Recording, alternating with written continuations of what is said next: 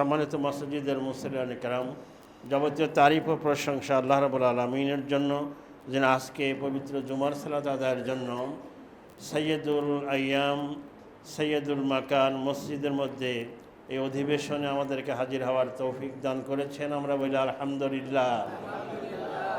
দরুদ ও সালাম পেশ করছি মানবতার মহান শিক্ষক রহমাতুল্লিল আলামিন জনাবে মুহাম্মদুর রাসূলুল্লাহ সাল্লাল্লাহু আলাইহি ওয়াসাল্লামের উপর।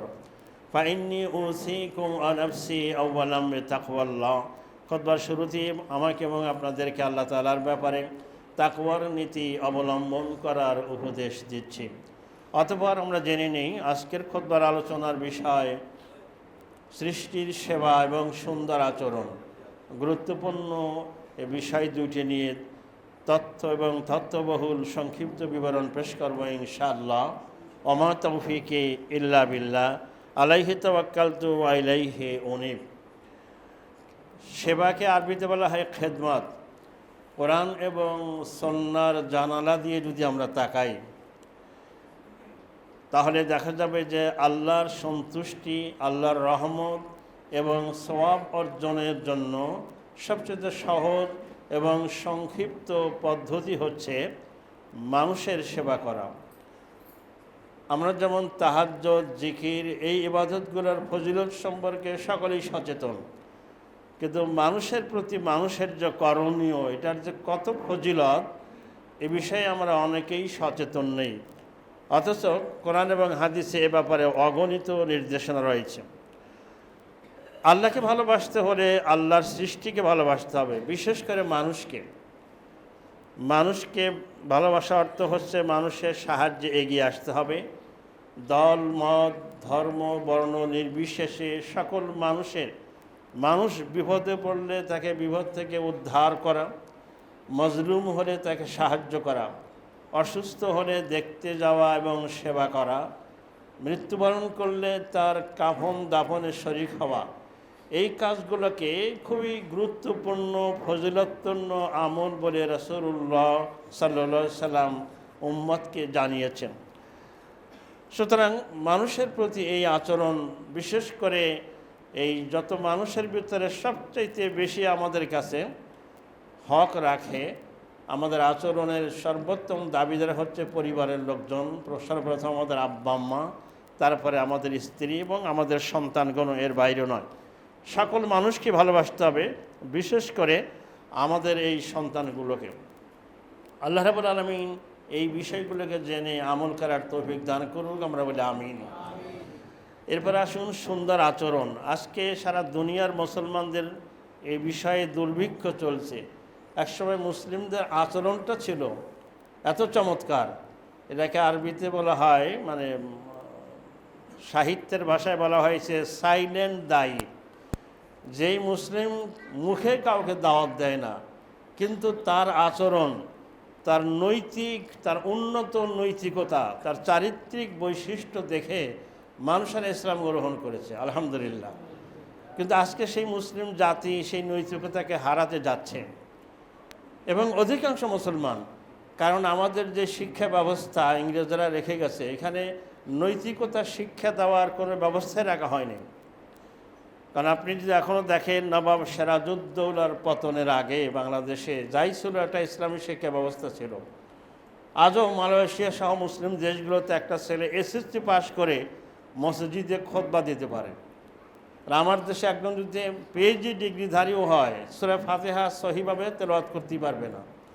কারণ যদি পারিবারিক শিক্ষা না থাকে, একমাত্র doctor Zakir Naik, doctor Shafiqur Rahman, professor Golam Azam, professor Mia Golam Parwar, যারা ব্যক্তিগত বা সাংগঠনিকভাবে শিখেছে, তাছাড়া আমাদের প্রাতিষ্ঠানিক শিক্ষা ব্যবস্থার মাধ্যমে এরা শেখার কোনো সুযোগ নাই, ব্যক্তিগত উদ্যোগ ছাড়া, পারিবারিক ব্যবস্থা ছাড়া। তো নবাব সিরাজউদ্দৌলার পতনের আগে আমাদের দেশে যে শিক্ষা ব্যবস্থা ছিল, সেখানে ইসলামী শিক্ষা ছিল, ইংরেজিতে হোক, বাংলায়, এমনকি অঙ্কের ভেতরেও। এখন আমাদের যে ধর্ম মন্ত্রণালয় আছে, ইসলামী ফাউন্ডেশন লাইব্রেরিতে দেখবেন নবাব সিরাজউদ্দৌলার আগে আমাদের দেশে শিক্ষা ব্যবস্থায় কি কি বই পড়ানো হতো সেগুলো এখনও আছে। ক্লাস 1-এর অঙ্ক ছিল, অনেক অঙ্ক, তার মধ্যে একটা এরকম যে ফজরের ফরজ নামাজ 2 রাকাত, জোহরের ফরজ 4 রাকাত, আসরের ফরজ 4 রাকাত, মাগরিবের ফরজ 3 রাকাত, এশার ফরজ 4 রাকাত, মোট ফরজ কত রাকাত। এভাবে 5-এর অঙ্ক ছিল, অনেক শত শত অঙ্ক। তার মধ্যে একটা অঙ্ক ছিল 100 টাকার জাকাত যদি হয় 2.5 টাকা, তাহলে 5,10,000 টাকার জাকাত হবে কত টাকা। নবাব সিরাজউদ্দৌলার পতনের পর ইংরেজ যখন বাংলাদেশ দখল করলো, তারা প্রথমে আঘাত আনলো শিক্ষা ব্যবস্থায়। তারা দেখলো যে সর্বনাশ, মুসলমানরা তো ইংরেজির ভিতরেও ধর্ম শেখে, অঙ্কের ভিতরেও ধর্ম শেখে। এই জাতিকে দুর্বৃত্তায়নে জানানোর জন্য তারা এমন সব ব্যবস্থা নিয়ে আসলো। তারা অঙ্ক দিল এরকম যে এক গোয়ালা, এক ঘোষ বাড়ি বাড়ি থেকে দুধ সংগ্রহ করলো। তখন সের ছিল, 1 টাকা সের হিসাবে 80 সের দুধ কিনলো। এই দুধ নিয়ে বাজারে যাওয়ার সময় পদ্মা নদী থেকে 10 সের পানি মিশালো। এবার বাজারে গিয়ে যে দামে কিনেছিল সেই দামেই বিক্রি করলো। ওর লাভ হলো কত? নওয়াজুবিল্লাহ মিন জালিক। দুধের ভিতরে পানি মিশালে লাভ হয়, এই শিক্ষা ব্যবস্থার ভেতর দিয়ে স্লো পয়জন ঢুকিয়ে দিয়ে আমাদের শিক্ষিত সন্তানগুলোকে অমানুষ করার, দুর্নীতিবাজ করার জন্য একটা কৌশল তারা অবলম্বন করেছিল। আমরা এটা কোনোদিন চিন্তাও করিনি, বুঝতেও পারিনি। কারণ শিক্ষা ব্যবস্থা একটা বিশাল ব্যাপার। কারণ আজও আমাদের সময় দেখেছি যারা ইসলামিক মাইন্ডেড, তারা ইংরেজির শিক্ষক হোক আর পলিটিক্যাল সায়েন্সের শিক্ষক হোক, তারা পড়ানোর ফাঁকে ফাঁকে অত্যন্ত কৌশলে একটু ইসলামের কথা বলে। আপনার ঢাকা একটা ideal school and college Motijheel, খুব প্রসিদ্ধ স্কুল ছিল, এখনও আছে। সেখানে ইংরেজি শিক্ষক, তিনিও সপ্তাহে একদিন ইসলামের উপরে কথা বলেন, বক্তব্য রাখেন। সেই ঐতিহ্য অনেকটা এখন হারিয়ে গেছে, ম্লান হয়ে যাচ্ছে। বলছিলাম যে আমাদের এই নৈতিকতা, আমাদের আচরণ, আজকে সারা দুনিয়ার মুসলমানদের ভিতরে এই আচরণের জন্য একটা দুর্ভিক্ষ চলছে, একটা আকাল চলছে। তো বলছিলাম যে মুসলমানদের আচরণ দেখে, তাদের উন্নত চরিত্র দেখে, তাদের এই মানবিক সভ্যতা দেখেই অমুসলিমরা দাওয়াত ছাড়া ইসলাম গ্রহণ করেছে, আলহামদুলিল্লাহ। এতে কিছুদিন আগে, কয়েক বছর আগে ইউরোপের একটা ঘটনা, এক মুসলিম পরিবার, তো ওরা তো পরিবার বলতে কিছু নাই, তাদের পাশের পাশে এক মুসলিম পরিবার, সেখানে পিতা মাতা, দাদি, দাদা নাই, দাদি সহ সবাই একসাথে বসবাস করে। যখন ওই ছোটো বাচ্চার স্কুলে যাওয়ার সময় হয়, স্কুলের গাড়ি ওদের বাসার গেটের সামনে আসে, তখন বাচ্চাটার মা তাকে ব্যাগ গুছিয়ে দিয়ে টিফিন এবং পানি দিয়ে দেয়। আর ওই বৃদ্ধা দাদি, সে ওই বাচ্চার সাথে একেবারে লিফটে গাড়ি পর্যন্ত আসে, এসে তার নাতিকে আদর করে বলে যে গতকাল টিফিন কিন্তু ফেরত এনেছিল, আজকে সবটু খেয়ে আসবে। তা একজন খ্রিস্টান দম্পতি, তারা এটা দেখে যে সর্বনাশ, এই বুড়া মানুষ এই সমাজের কী কাজ করতে পারে, তাকে এত ভালোবাসে এরা। কারণ ওদের থিওরি হচ্ছে যে মানুষ যখন বৃদ্ধ হয়ে যায় কোনো কাজে আসে না, দিস ইজ লস প্রজেক্ট, সুতরাং একে বৃদ্ধাশ্রমে রেখে আসো, নওয়াজুবিল্লাহ মিন জালিক। কারণ ওরা বস্তুবাদী সভ্যতায় বিশ্বাসী, যেখানে টাকা নাই, পয়সা নাই, পৃথিবীর পার্থিব কোনো স্বার্থ নাই, এগুলো করতে তারা রাজি না। এই জন্য তারা স্বামীর আনুগত্য করতে রাজি না। কারণ স্বামীর আনুগত্য করলে টাকা পাওয়া যায় না, আর বসের আনুগত্য করলে প্রমোশন পাওয়া যায়, বেতন পাওয়া যায়, টাকা পাওয়া যায়, প্রয়োজনে বসের বেডরুমে যেতেও রাজি, নওয়াজুবিল্লাহ মিন জালিক। আজকে ইউরোপে আমেরিকায় তাই একজন স্ত্রী তার স্বামীর বিরুদ্ধে ধর্ষণের কেস করতে পারে। আস্তাগফিরুল্লাহ। মানব সভ্যতা কোথায় নিয়ে গেছে। আমরা এতদিন ইউরোপ আমেরিকার কথাই শুধু বলতাম। আজকে আমাদের ঢাকা শহরেও যেই ঘটনা ঘটে গেল গত 1 তারিখে মিরপুরে, 72 বছরের এক বৃদ্ধা মা, যাকে বলা হতো একসময় রত্নগর্ভা, তার এক ছেলে গণপ্রজাতন্ত্রী বাংলাদেশ সরকারের জয়েন্ট সেক্রেটারি, যুগ্ম সচিব, আর এক ছেলে বাংলাদেশের সর্বোচ্চ এবং সর্বশ্রেষ্ঠ বিদ্যাপীঠ বুয়েট প্রকৌশল বিশ্ববিদ্যালয়ের প্রফেসর, আর এক ছেলে কানাডা প্রবাসী। মেয়েও শিক্ষিকা ছিলেন, তার হাজব্যান্ড মারা গেছেন 5 বছর আগে, যতটুকু আমরা মাধ্যমিক জগতের মাধ্যমে দেখলাম। মেয়ের ফ্ল্যাটই থাকতেন পাশাপাশি রুমে। মা 7 দিন 8 দিন আগে মরে, সেখানে তার গলিত লাশ উদ্ধার করলো পুলিশ, কেউ টের পেল না। প্রতিবেশীরা দুর্গন্ধে খবর দিল পুলিশকে। এমনটি তো হওয়ার কথা ছিল না। আজকে আমরা কি সমাজকে দেখতে পাচ্ছি, আমাদের সংস্কৃতি কোথায় চলে যাচ্ছে। আমরা আমাদের ছেলেমেয়েদেরকে সচিব বানাচ্ছি, ইঞ্জিনিয়ার বানাচ্ছি, ডাক্তার বানাচ্ছি, আমরা বিদেশে পাঠাচ্ছি, কিন্তু আমাদের সন্তানদেরকে মানুষ বানাবার কোনো চেষ্টা আমরা করছি না। সেজন্য নবী মুহাম্মদুর রাসূলুল্লাহ সাল্লাল্লাহু আলাইহি ওয়াসাল্লাম বলেছেন, মুরু আওলাদাকুম বিস-সালাতে, তোমরা তোমাদের সন্তানদেরকে সালাতের আদেশ করো যখন তাদের বয়স 7 বছর হয়। 7 বছর থেকেই মসজিদে নিয়ে আসো। 10 বছর বয়সে যদি নামাজ না পড়ে তাহলে তাকে শাসন করো, তাকে মৃদু প্রহার করো। মোটিভেশন চালাতে হবে এভাবেই।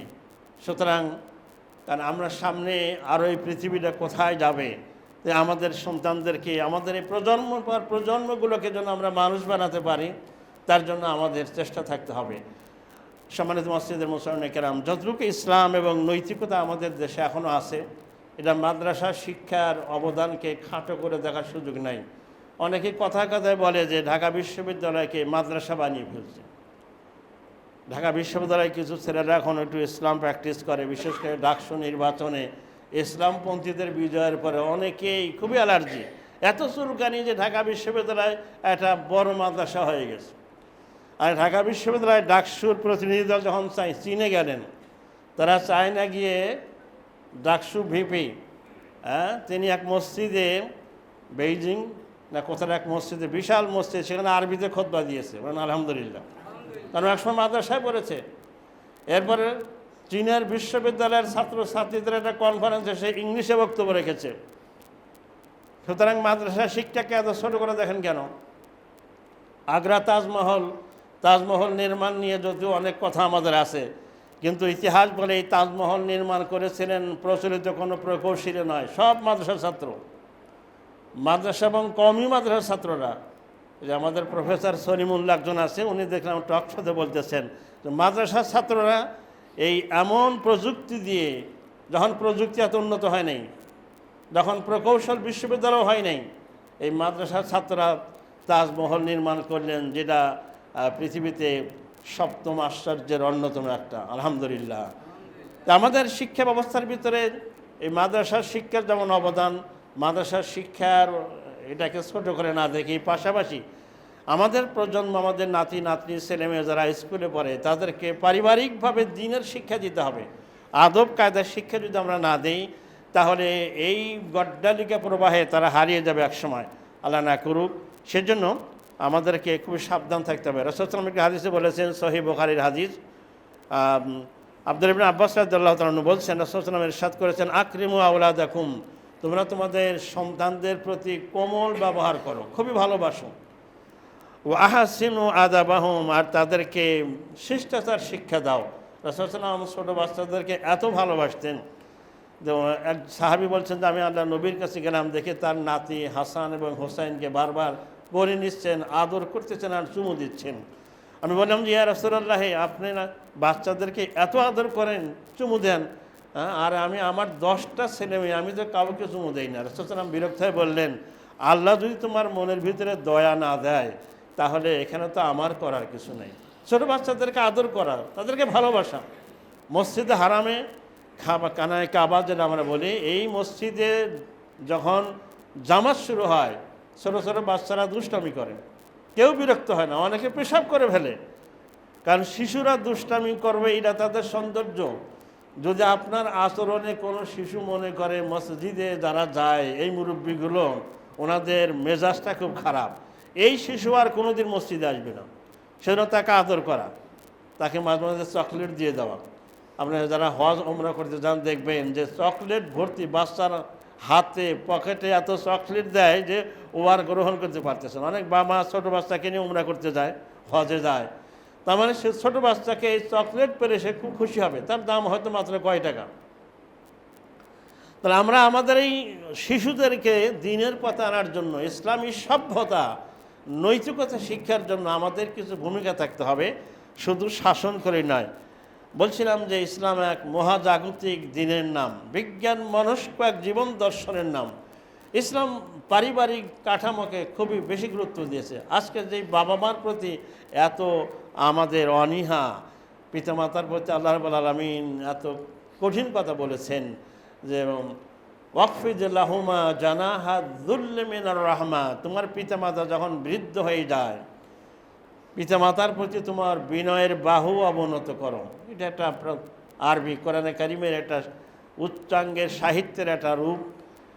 আল্লাহ রাব্বুল আলামিন বলছেন যে তাদের প্রতি যতটুকু বিনয় হওয়া যায়, তাদের সেবায়, তাদের খেদমতে, তাদের সাথে গল্প করা, কথা বলা, তাদেরকে সময় দেওয়া, তাদের সময় দিতে হবে। কারণ আমরা যখন ছোটো ছিলাম আমরা কত কথা বলেছি, কত বিরক্ত করেছি, তারা বিরক্ত হন নাই। তো এখন তারা বৃদ্ধ হয়ে গেছেন, শিশুর মতো তারা অনেক কথা বলবেন, তারা বিভিন্ন কথা আপনাকে জিজ্ঞেস করবেন, আপনার বিরক্ত হওয়া যাবে না, সময় দিতে হবে, কথা বলতে হবে। এবং আল্লাহ রাব্বুল আলামিন যা দোয়া শিখিয়ে দিয়েছেন, রব্বির হামহুমা কামা রব্বায়ানি সগীরা অকুর রব্বির হামহুমা, তুমি বলো হে আমার রব, আমার পিতামাতার প্রতি রহম করো, দয়া করো, কামা রব্বায়ানি সগীরা, যেমনিভাবে আমার শৈশবে আমারই পিতামাতা আমার প্রতি দয়া প্রবাস ছিলেন, রহম করেছেন, দয়া করেছেন। আমরা বলি আমিন। কারণ এই আয়াতের ব্যাখ্যায় মুফাসসিরিন কিরাম বলছেন যে এখানে আল্লাহ বলতে চাচ্ছেন যে তুমি যখন ছোট ছিলে, শিশু ছিলে, তোমার আব্বা আম্মা তোমাকে পেশাব করিয়েছেন, বাথরুম করিয়েছেন, গোসল করিয়েছেন, তোমার মাথা আশ্রে দিয়েছেন, তোমাকে মুখে খাবার তুলে দিয়েছেন। এখন তোমার আব্বা মা বৃদ্ধ হয়ে গেছেন, তুমি তাকে গোসল করাবে, নিজে না করো কাজের মেয়ে মানুষ রেখে তাকে গোসল করানোর ব্যবস্থা করবে, তোমার মেয়েকে দিয়ে, তোমার স্ত্রীকে দিয়ে তার মুখে খাবার তুলে দেবে, তার মাথা আশ্রে দিবে, তার হাতের চারা কেটে দিবে, তার সাথে গল্প করবে, হাসি তামাশা করবে, খোঁজখবর নিবে। কামা রব্বায়ানি সগীরা, তোমার ছোটবেলায় তোমার আব্বা আম্মা যা করেছে, যেমনিভাবে দয়া স্নেহ মমতা দিয়ে তোমাকে লালন পালন করেছেন, তুমি তেমনিভাবে তোমার বৃদ্ধ পিতামাতার প্রতি সদয় হও। আমরা বলি আমিন। রব্বির হামহুমা কামা রব্বায়ানি সগীরা। সম্মানিত উপস্থিতির মুসলিম কেরাম, আজকে আমাদের এই পিতামাতার প্রতি এই নিষ্ঠুরতা, পিতামাতার প্রতি যে তাদের প্রতি এহসান করতে হবে, অবিল ওয়ালিদাইনি এহসানা, আল্লাহ বলছেন এহসান করো তাদের প্রতি, তাদের প্রতি যা করণীয় তার চেয়ে বেশি করতে হবে। একটা আরবিতে বলা আদল, আর একটা বলা হয় এহসান। আপনি রিক্সায় উঠেছেন, রিক্সা ভাড়া 50 টাকা, 50 টাকা দিলেন, এটা আদল। কিন্তু আপনি চিন্তা করলেন যে প্রচণ্ড গরম, দাবদাহ চলছে, বেচারা কষ্ট করে আমাকে নিয়ে এসে ও ঘেমে গেছে, ওকে 10 টাকা বাড়িয়ে দিলে, এরা হচ্ছে এহসান। পিতামাতার প্রতি যা করণীয় তার চেয়ে একটু বেশি করবেন। হুমার জান্নাতুকা ওয়া নারুকা, পিতামাতাই তোমার জান্নাত, পিতামাতাই তোমার জাহান্নাম। সুবহানাল্লাহ। সুতরাং আব্বা আম্মাকে কষ্ট দিয়ে তাহাজ্জুদ করে জান্নাতে যাওয়ার চেষ্টা করবেন না। কারণ যেই সন্তান পিতামাতার প্রতি অবিচার করে, পিতামাতার প্রতি এহসান করতে ব্যর্থ হয়, আর দুনিয়া আখিরাত উভয়ই বরবাদ। আমরা দুনিয়াতে শুধু পদবী এবং সম্পদকে সফলতার মাপকাঠি মনে করি, কিন্তু যেই সন্তান মানুষ হতে পারে নাই, ও বোঝে নাই যে আমার পিতামাতার প্রতি আমার এহসান করতে হবে, পিতামাতার প্রতি আমার অনেক দায়িত্ব কর্তব্য রয়েছে। এবং পরিবারের সকলেই, কারণ আপনার সন্তান তার দাদা দাদিকে যে শ্রদ্ধা করবে, তাদেরকে ভালোবাসবে, এটা আমাদের এক সময় ছিল, হারিয়ে যাচ্ছে। বৃদ্ধ দাদা দাদিকে নাতি নাতনিরা কত ভালোবাসতো এক সময়, এখনও আছে অনেক পরিবারে আলহামদুলিল্লাহ, যেই পরিবারে মোটামুটি ইসলাম প্র্যাকটিস হয় সেখানে আছে। তো এটা একটা নিয়ামত আল্লাহর। আল্লাহ রাব্বুল আলামিন বলছেন রব্বানা হাব লানা মিন আজওয়াজিনা ওয়া যুররিয়াতিনা কুররাতা আয়ুনি ওয়াজআলনা লিল মুত্তাকিনা ইমামা। আল্লাহ একটা দোয়া শিখিয়ে দিয়েছেন যে হ্যাঁ আমাদের রব, রব্বানা হাব লানা মিন আজওয়াজিনা ওয়া যুররিয়াতিনা, আমাদের স্ত্রী, স্বামী স্ত্রীর জন্য, স্ত্রী স্বামীর জন্য দোয়া করবে, আমাদেরকে এবং আমাদের সন্তানদেরকে চক্ষু শীতলকারী, চোখ জোরানো, নয়ন জোরানো, তাদের দেখলেই মনটা জড়িয়ে যায় যে আমার নাতি নাতিরা কত ভালো, এমন মানুষ তাদের বানাও। আমরা বলি আমিন। কারণ আপনি যারা একই পরিবারে থাকেন দেখবেন এর ভিতরে একটা মজাই আলাদা। দাদার সাথে নাতি নাতনি একসাথে খেতে বসবে, দুষ্টামি করবে, কত গল্প করবে, কত প্রশ্ন করবে, আপনি উত্তর দিবেন। সকালে আমার নাতির বয়স 2 বছরের একটু বেশি, তো এসেই দাদা ভাই বলে দৌড়িয়ে আসে, সবাই ঘুমায় ফজর পরে, আমি তো আর ঘুমাই না, একটু কাজ টাজ থাকে, তো তার সাথে অনেক কথা বলি, তারপরে কিছু খাওয়াই হয়তো তাকে। তাহলে এটার ভিতরে একটা আনন্দ।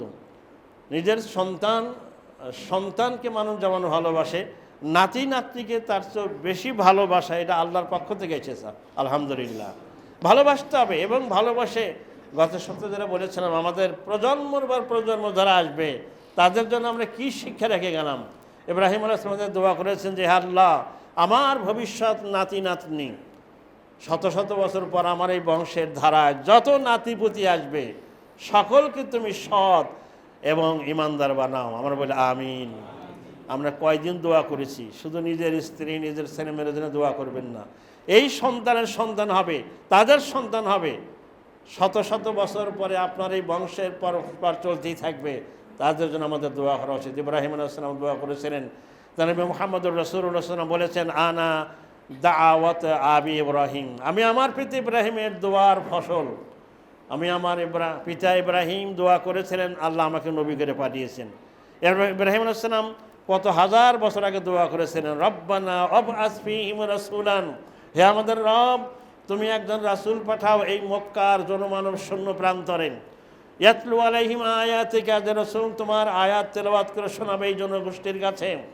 ওয়া ইউআল্লিমুহুমুল কিতাব ওয়াল হিকমা, এদেরকে কিতাব শিক্ষা দিবে এবং হিকমত বিচক্ষণতা শিক্ষা দিবে। ইব্রাহিম আলাইহিস সালামের দোয়া কবুল করে ঠিকই শেষ জামানায় নবী মুহাম্মদুর রাসূলুল্লাহ সাল্লাল্লাহু আলাইহি সাল্লামকে মক্কাতুল মুকাররমায় পাঠিয়েছিলেন। আসুন আমরা আমাদের সন্তান, আমাদের নাতিপুতি সকলের জন্য আমরা যত্নবান হই, এদেরকে মানুষ বানাই, এদেরকে মনুষ্যত্ব শিক্ষা দেই। আমরা মারা যাওয়ার পর তারা যাতে আমাদের জন্য চোখের পানি ফেলে কাঁদতে পারে, তাদেরকে এই আধুনিক চাকচিক্য, এই অসভ্যতার পৃথিবীতে এই পরিবেশ আমরা ছেড়ে না দিই। আল্লাহ রাব্বুল আলামিন আমাদের সকলকে, এই গোটা জাতিকে জাহেলিয়াতের সকল হাতছানি থেকে উদ্ধার পাওয়ার তৌফিক দান করুক, আমিন। বারাকাল্লাহু লানা ওয়া লাকুম ফিল কুরআনিল আযীম ওয়া নাফা'আনি ওয়া ইয়্যাকুম বিমা ফীহি মিনাল আয়াতি ওয়াজ যিকরিল হাকীম। আকুলু কাওলি হাযা আস্তাগফিরুল্লাহ লি ওয়া লাকুম ওয়া লিসাইরিল মুসলিমিনা মিন কুল্লি যামব ফাস্তাগফিরুহু ওয়া তুবু ইলাইহি ইন্নাহু হুয়াল গফুর।